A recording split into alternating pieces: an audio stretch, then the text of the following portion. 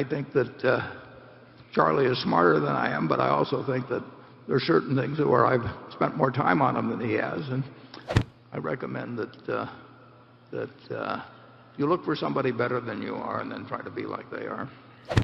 You two make up an iconic duo, and growing up, I found your investment strategies very admirable. And so my question is, how do you deal with conflicts when they arise between the two of you?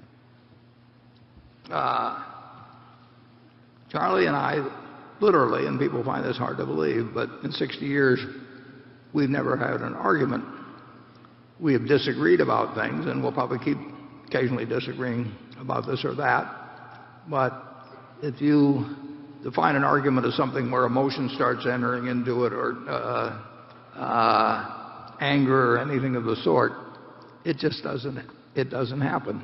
I think that Charlie is smarter than I am, but I also think that there are certain things where I've spent more time on them than he has, and sometimes we both think we're right, and generally I get my way because Charlie is willing to do it that way, and he's never second-guessed me when things have been wrong, and I wouldn't dream of second-guessing him if he were doing something that was wrong. So it turned out to be wrong.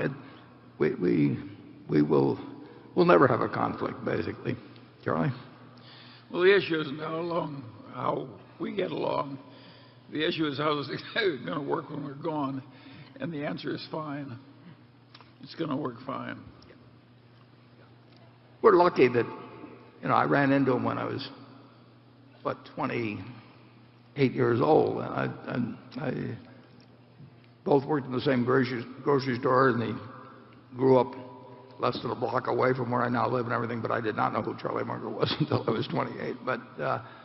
But clearly we're in sync in how we see the world, and we're in sync on business decisions, basically. Charlie would do fewer things than I would, but that's because I'm spending my time on this while he's designing dormitories or something. And we both keep busy in our own ways, and we have a lot of fun dividing the labor like we do. But you really want to work.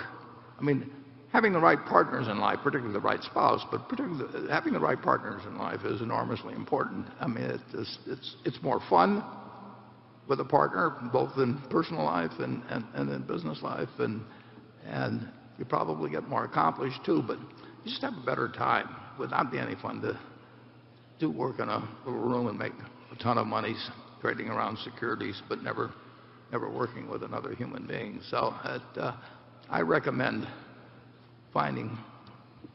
Well, Charlie gave some advice in the movie, finding the best person will have you, or something like that. Sort of a limited objective. But it's not hard to be happy if you're a collector and don't run out of money. Collecting is intrinsically fun. Just think, how many people who you know in your whole life who were collectors who didn't run out of money, who weren't happy collecting? That's what we've been collecting all our lives. It's a very interesting thing. There's always a new rock to be turned over, and it's interesting. Yeah, in a certain way, we've collected friends that make our lives better and that we have a good time with, and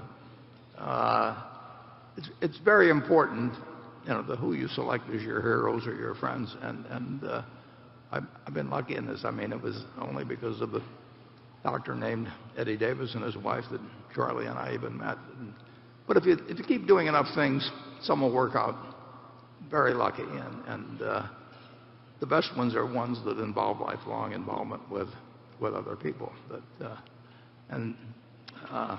We've got some of our directors, a number of our directors, that have had similar impacts on me. So I recommend that you look for somebody better than you are and then try to be like they are.